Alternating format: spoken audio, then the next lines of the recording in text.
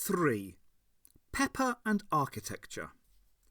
The man who comes back through the door in the wall will never be quite the same as the man who went out. Aldous Huxley. "Where is he?" the angel demanded. "Hemmings should have brought him here by now." Chad simply shrugged. He didn't understand what was going on at all. "I wish I could see through the eyes of my prey," the angel continued. "Then I could tell where he was. Still, we can take steps to reduce our power output." Before he realised what he was doing, Boyle had his hands raised.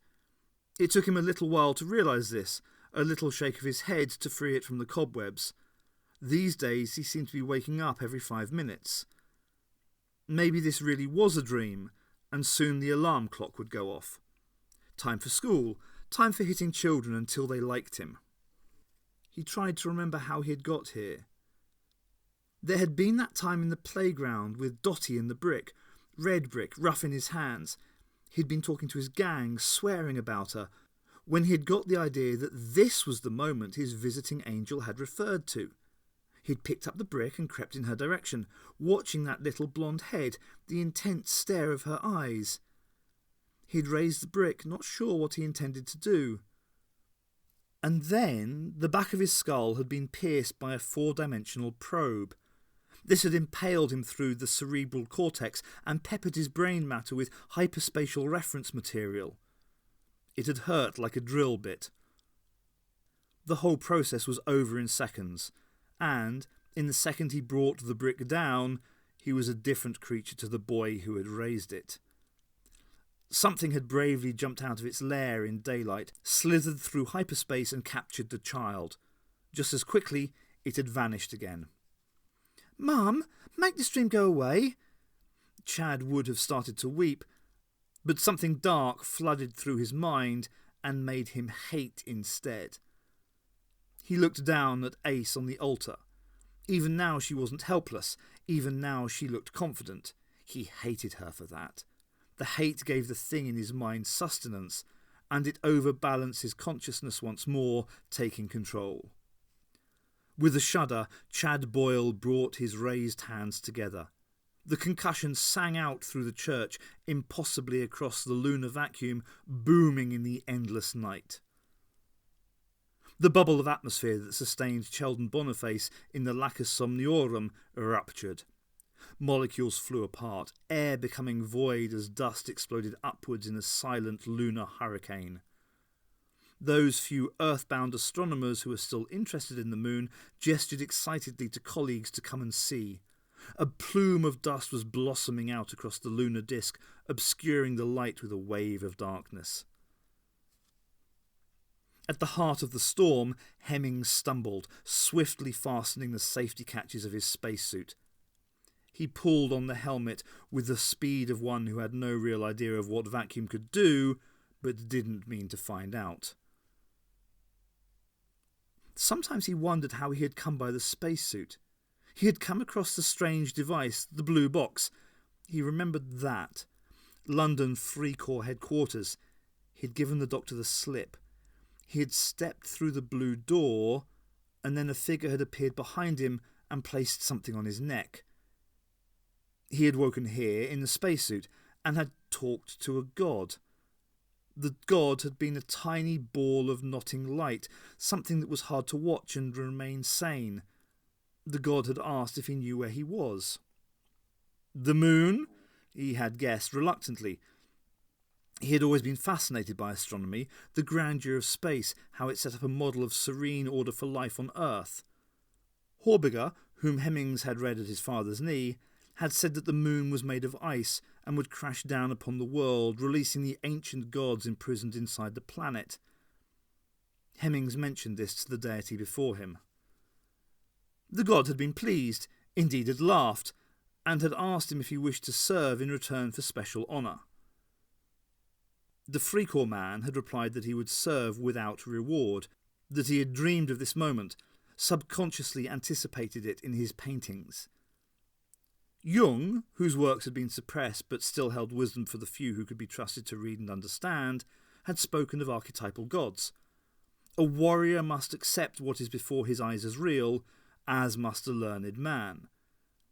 Hemmings was both. He bowed to the god. In a blink the god had filled his head with information. George the landlord, seen through somebody else's eyes, data on the history and geography of Charlton Boniface, information on the terrorist known as the Doctor. It was then that Hemmings realised why he had been chosen. He had met this infamous criminal, had nearly brought him to justice. The gods had watched him fail in his destiny and had given their child another chance. Hemmings smiled in his reverie as the inn was dissolved into a blizzard of dust. He raised his arm to cover his faceplate, falling against the bar which gave beneath his weight, becoming a mass of silver particles. When Hemmings lowered his arm, the black swan was gone. The pillars, crossbeams and furniture had fallen into mounds of lunar material which was spreading away and settling slowly in the low gravity. Hemmings took an experimental step and found that indeed the natural gravity had reasserted itself. The power it took to do that had indeed scared him. A psionic weight had been placed on every footstep taken by every being in the mock village, and the perceptions of the Doctor and his companion had been altered to take into account the differences in momentum. Hemmings remembered the construction of the place, how he had stood on the lunar surface, barely having been there for an hour, lectured to by a midget avatar in a spacesuit. The small being had described a grand and powerful plan of the gods, a plan to trap and use the Doctor. Most of it had been over Hemmings' head, but asking certain guarantees, he had agreed. One of the guarantees included oxygen, which was, it seemed, piped magically to his backpack from the blue globe below. It took vast power to do that, power in hiding, and given 2 chances, he had failed to carry out its orders. The lunar plain stretched out before Hemmings under hard earthlight. He checked the gauge on his atmosphere pack and shivered, despite himself. All that remained of the bogus church of St. Christopher was the altar, carved from lunar rock, the reality beneath the illusion. Ace breathed on, sustained by a renewing envelope of atmosphere. She was still of use. "Well," murmured the angel, "I am pleased at my skill with the spectacular. Now then, some changes can be made. Would you like to go inside?" "Inside where?" asked Chad, nervous at the businesslike tone in his internal voice. "Why, to Fairyland, to my playground, where Dotty is. Will it hurt?" "Just a little, then nothing will ever hurt again, I promise." The thing in Boyle's skull felt the boy panic as his hands reached up to unclip his helmet. The child's own fingers fumbled at the catches and his eyes bulged with fear and terror. "Trust me," the angel hissed, but the flesh thing continued to shiver as the headpiece was removed. "It's space! There's no air!" And then Boyle found himself gulping, his face freezing as he felt the ultimate cold of vacuum. He didn't care that this was exactly what Ace must have felt. All he wanted to do was regain control of his arms before it was too late. A blast of life support chemicals and oxygen geysered out of the spacesuit, and it was all the alien could do to stop its puppet from flailing about and screaming. It was pure aesthetics, of course, mere vanity, but being confined in such a clumsy form annoyed the angel. It had found a forward base here, a place from where it could psionically hold together its illusions using its new source of psychic power. The main host had not suspected a thing. Now the need for the trap was gone, it could induct the consciousness of the boy to the main base inside the host and make use of his physical body more directly. The creature worked artistically as the gases plumed around the boy's face, using the psychic energy it had tapped so much and put to so little use to chisel away at the flesh with the rushing gases, depositing here, eroding there. Boyle's nerve endings squealed with the pain of it, but the creature smoothed the cool wing over his mind and hushed the flesh creature as his face changed. Finally, it let the boy's consciousness go.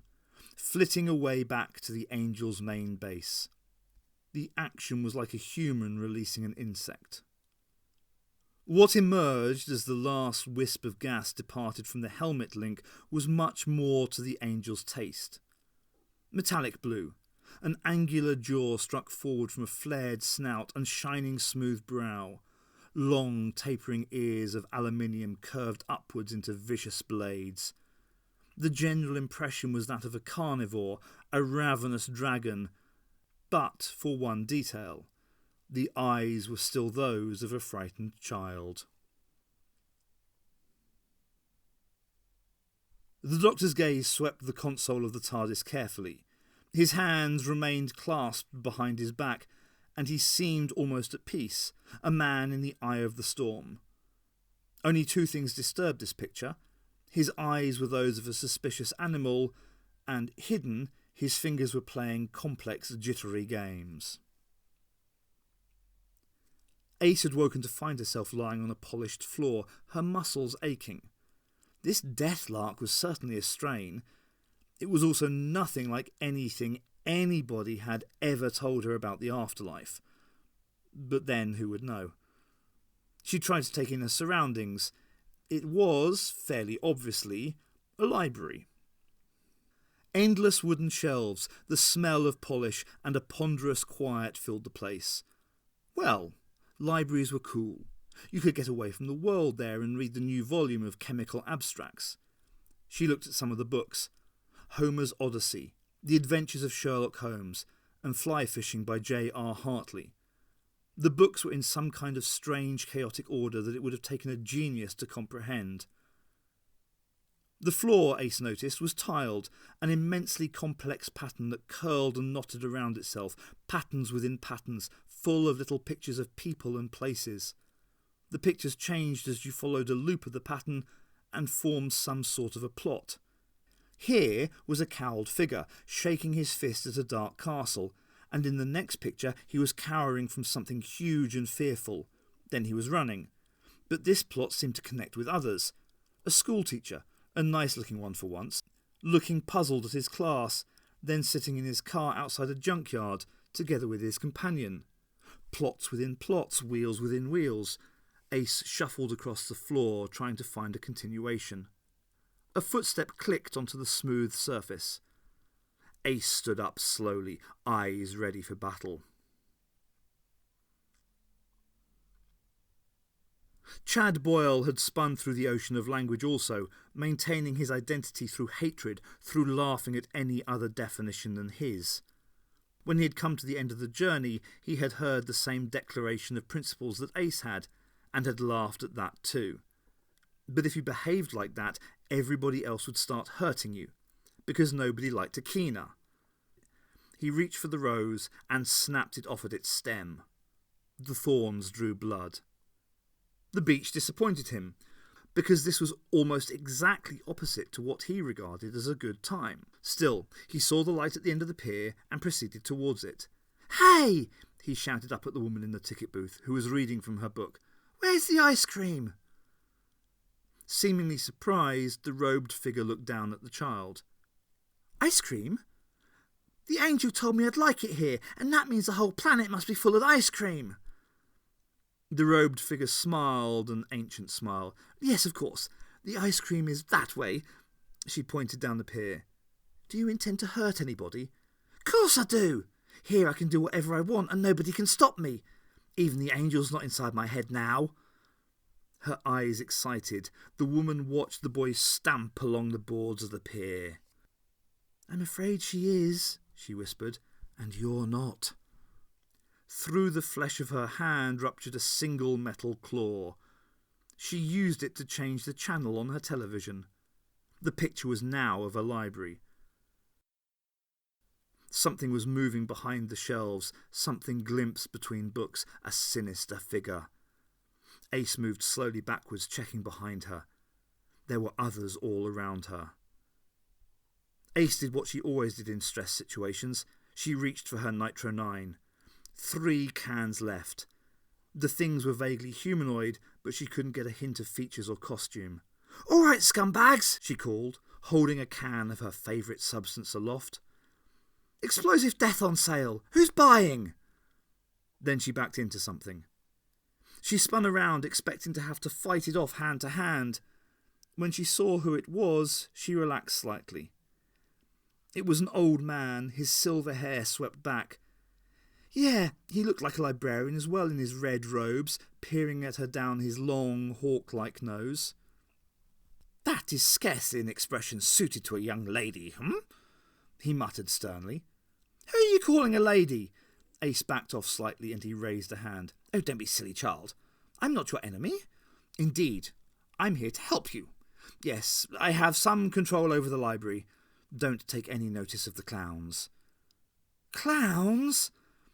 Ace had suspected, but was shocked to discover that that was what the figures were. "Yes, totally inappropriate in a place such as this. Go on, shoo!"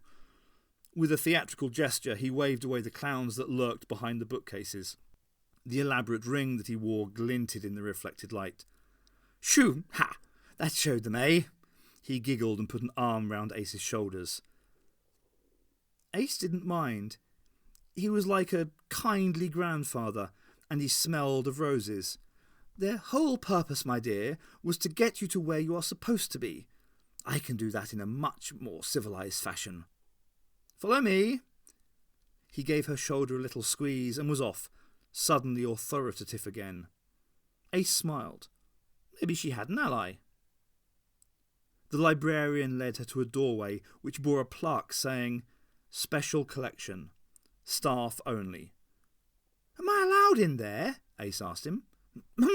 "Of course, child, of course. I never give advice, never. However, in this particular case, yes. I think I shall make an exception. I detest being ordered around, especially by both sides." "Sides?" "Yes, my dear. Now listen. All is not lost. Do not give up. That is all I can tell you." The sinister figures were milling in the near distance. "Thanks. Are you going to be okay?" "Okay?" The librarian's voice took on an offended tone. "I live here. Now, be off with you." And he ushered her through the door. Once Ace had gone, the old man chuckled and fished a pair of pince-nez from the pockets of his robe. He selected a book on gardening from the stacks and began to read. He muttered. "These youngsters, such games they play." Ace leaned on the door, inspecting the room in front of her. It appeared to be a dead end. A small study, oak-panelled and with a sense of personal use about it, like a staff room. She made her usual instinctive check on the resources available to her. An astronomical globe, heavy enough to smash the door. And yeah, the door had been locked as well. Funny how she could anticipate the tricks of this place, like it was a friend she was playing a game of spoof against. The walls of the room were lined with bookshelves, and a few obvious titles caught her attention. Blinovich's Temporal Mechanics, L'Amour d'Arthur, The Wizard of Oz. Great, at least she'd have something to read. Maybe she didn't understand much after going to sleep in the inn, and maybe death was the strangest party she'd ever crashed, but she was still Ace. Sooner or later the main chance would show up. She'd find the key to this puzzle and total the bad guys, if there were any. Perhaps this was, straight up, the way the afterlife was, but the librarian's words had comforted her slightly. Even if things were as they seemed, she still had a chance to save herself from, eternal damnation. Ace absently spun the astronomical globe, and in the swirling masses of stars she thought she saw a picture, a flash of something. She bent closer and spun the globe again. "Remember home?" the stars seemed to ask. "Yeah," replied Ace. "Didn't like it much." Well, that wasn't quite true, even if the young woman in the jacket claimed it was. All sorts of things had happened to her before the doctor had come along, all sorts of terrible and wonderful things. And she hadn't screamed since she was 12. Well, she allowed herself a silly grin. Not in fear, anyway. She remembered Earth. She remembered her and the gang dancing in front of that big Hoover factory that looked like it should have risen up out of the ground. Some guy should have been playing a keyboard at the very top. A police car had stopped, and the coppers had even breathalyzed Manisha. "No law against dancing," Dorothy had sulked. "How can you dance without music?" asked the law. "How can you think without—" But they'd run away then, down the narrow footpaths that separated factory from factory in Perivale, and under the stars they'd panted and laughed like they'd never grow up. Ace disliked policemen for exactly the same reasons she disliked clowns. Still, both had their functions, she supposed. "Remember Earth?" asked the stars. Sometimes. Midge had once gone to Australia on holiday and had sent Ace back a postcard whinging about how lonely he was so far away from home. Lonely. Like 12,000 miles was lonely. Like try a different spiral arm of the Milky Way, Midge. Like try being left there to get by. Deliberately. And the doctor acted like he was surprised when she'd got in the TARDIS. He had used her from day one. Kept her like a pet. Midge was dead, of course. Bad news to think like he was still around. Her friends had been killed by aliens. Her past was a game for aliens to play with. She'd even got off with an alien. That would have made a good headline. "Not boring," she grinned. "So tell me about home, eh?" But now the stars were silent. The call was stifled. Behind the globe stood a small table, and on it lay a splayed pack of cards. Ace picked one up and smiled. "The Hanged Man! Wicked!" Because it was the doctor, hands fumbling with his umbrella as he hung from one leg, trying to reach upwards. She turned the card over. The picture on the other side was labelled "The Traveller," and pictured the doctor waving a spotted handkerchief to some tiny hut in the distance. In front of the hut stood people, or were they? No matter how hard Ace looked, they remained vague. Another card in the pack was "We are friends to the ugly, we war with the beautiful." This gave Ace a moment's pause, because she was the doctor's friend, wasn't she? Or used to be. But the card showed the Time Lord embracing a many-tentacled monster and confronting a calm humanoid, so she thought she saw the point. Kar Farak Gatri, bringer of darkness, destroyer of worlds, showed on one side a black and white raven hovering over a crystalline city, on the other the doctor hanging his head in shame. She got that one. That was guilt at destroying the Dalek homeworld of Skaro. Only the doctor could feel sad about those scumbags. The last card that she found surprised her. It said simply Ace, and was the same on both sides, a mirror. Yeah, that was cool. "Somebody's really got your number, Professor," she murmured to the room, half expecting an answer. Peter Hutchins had been staring out through the stained glass window when the trouble began. To him, the streets of Cheldon Boniface were red, leading to crimson marshes in the distance. A shout in the midst of the hymn disturbed him from his reverie. He spun around to find that his wife was lying back in the pew, holding her head in her hands. On her lap, out of nowhere it seemed, had appeared a baby.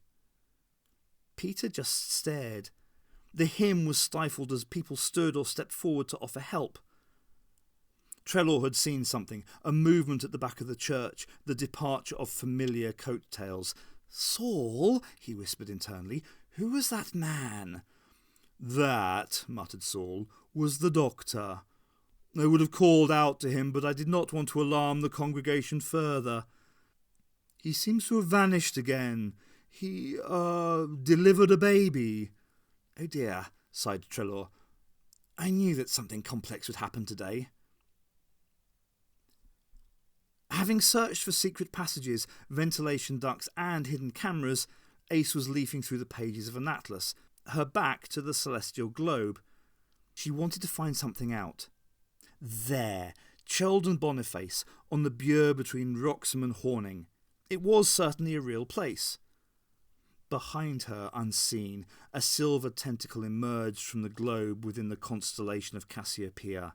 Its tip was needle-sharp and shiny.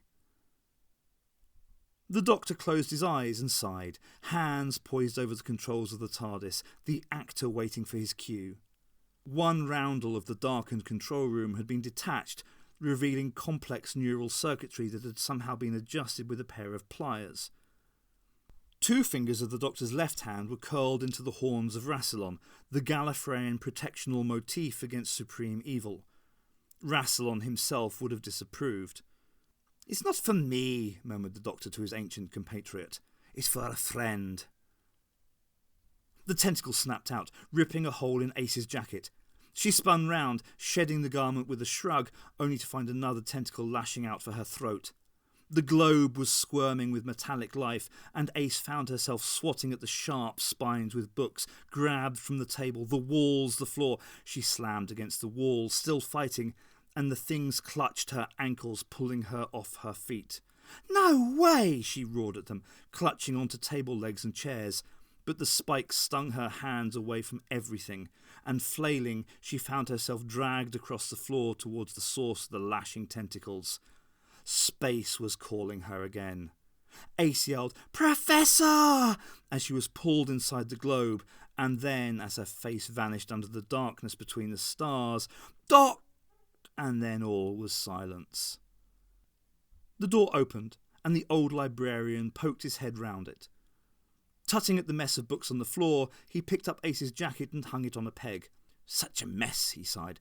"I do wish he'd learned to keep it tidy, He closed the door and was gone. Ace experienced the sensation of flying once more. She was getting used to it by now. The darkness parted like a veil, and before her was a wall, endless, stretching away on all sides. The wall curved, as if to protect some vast world inside. Very 70s. Ace landed on the wall with both feet and knew what she had to do, what she'd always done.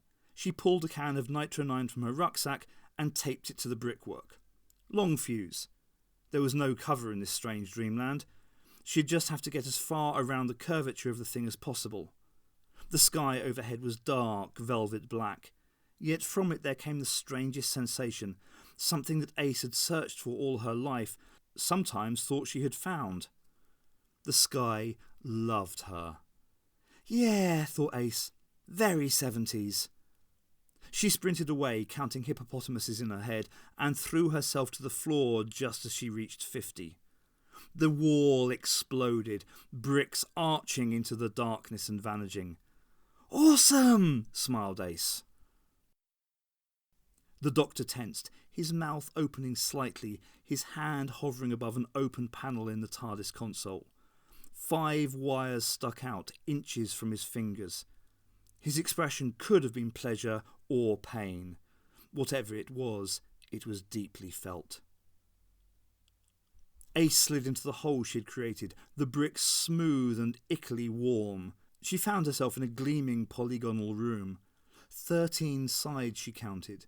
In each side a sort of alcove with the same live feeling about it, pulsing with life. 7 of the cabinets contained strange organic messes of biological circuitry and, 6 contained people.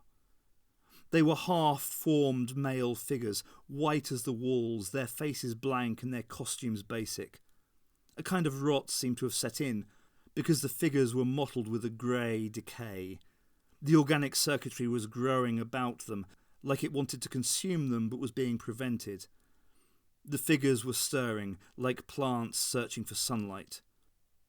One of the figures jerked and moved, its face forming a mouth which opened and croaked, "Is it time already?" "No," gasped Ace. "Go back to sleep. It's nowhere near time yet."